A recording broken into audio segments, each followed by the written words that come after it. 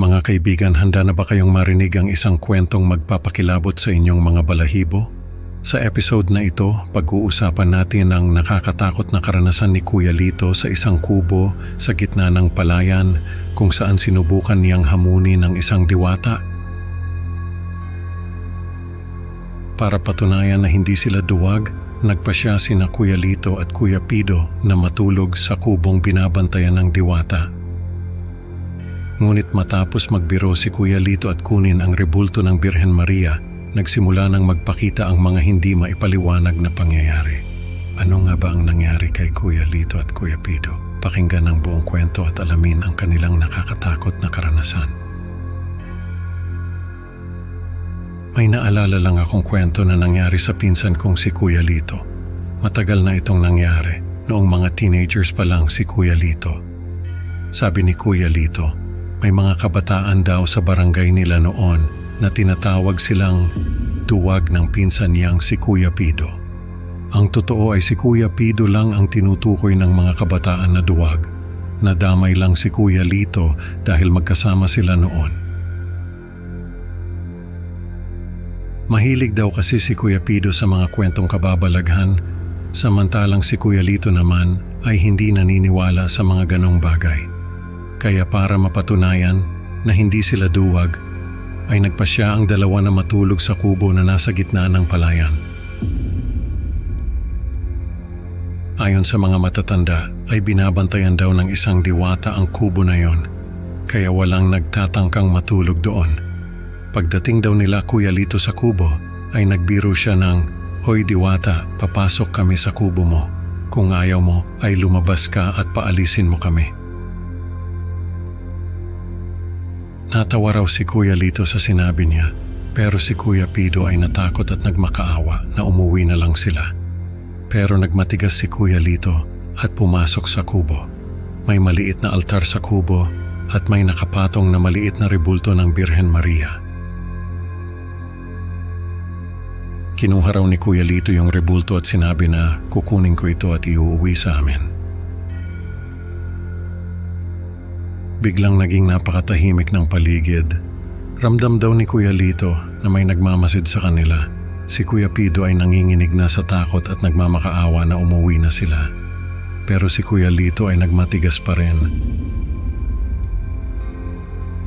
Biglang bumangon ng amoy sampagita ang paligid. Si Kuya Pido ay napasigaw at nagtatakbo palabas ng kubo. Hinabol siya ni Kuya Lito at tinanong kung ano ang problema.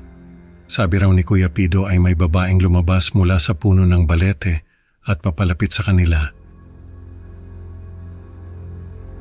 Nagalit si Kuya Lito at sinabing wala siyang nakikitang babae. Biglang lumitaw sa harapan nila ang isang magandang babae. Mahaba ang buhok nito na hanggang talampakan, nakasuot ng puting bestida at nakayapak. Kulay sampagita ang balat ng diwata at kulay uling naman ang mga mata nito. Sabi raw ng diwata, "Napakabastos nyo naman mga batang ito. Hindi ko kayo paparusahan kung alis na kayo ngayon din.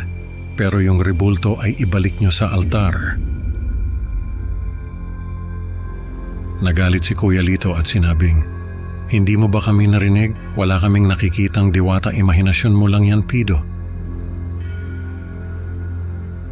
Naglakad si Kuya Lito papunta sa diwata. At sabi niya ay dadaan siya sa gitna ng mga binti nito. Pero bago pa man niya nagawa yon, ay biglang nag-iba ang paligid. Nakita raw ni Kuya Lito na nasa bahay siya ng lola niya. Nakita niya ang lolo niya na nag-aayos ng mga gamit sa sala. Ang lolo niya na matagal nang patay, nakita rin niya ang sarili niya na tumatakbo papunta sa lolo niya at niyayakap ito. Nasa bahay raw sila noon ng lola niya nang mabalitaan nila na namatay ang lolo niya. Sabi ng diwata ay yun daw ang pinakamasakit na alaala ni Kuya Lito. Lumuhod na si Kuya Lito at nagmakaawa sa diwata na tigilan na siya. Pero hindi pa rin natapos ang pagpapakita ng diwata ng mga alaala. Nakita raw ni Kuya Lito na naglalakad siya sa gilid ng kalsada. May isang sasakyan na paparating at muntik na siyang mabangga. Pero sa halip na siya ang mabangga ay yung tatay niya ang nabangga ng sasakyan. Sinagip siya ng tatay niya at buhay niya ang kapalit. Sumigaw na raw si Kuya Lito at nagmakaawa sa diwata na tama na. Nahulog siya sa lupa at hindi na nakabangon. Nagising na lang daw si Kuya Lito sa ospital. Wala si Kuya Pido. At sabi ng mga magulang ni Kuya Lito ay hindi nila alam kung nasaan ito. Nakita raw siya ng tatay niya na nakahandusay sa gitna ng palayan at may hawak na rebulto. Si Kuya Pido ay hindi na nakita pa. Naging bahagi na lang siya ng mga kwentong kababalaghan sa barangay nila. Si Kuya Lito naman ay natutong igalang ang diwata at iba pang mga nilalang na hindi natin nakikita. Mga kaibigan, natutunan ni Kuya Lito sa nakakatakot na paraan na hindi dapat hamunin ang mga hindi nakikitang nilalang. Salamat sa pakikinig. Huwag kalimutang mag-like at mag-subscribe para sa mas marami pang creepy Pinoy stories. Can't wait to see you sa next upload. Tandaan, sa dilim ng gabi, baka may matang nagmamasid sa'yo.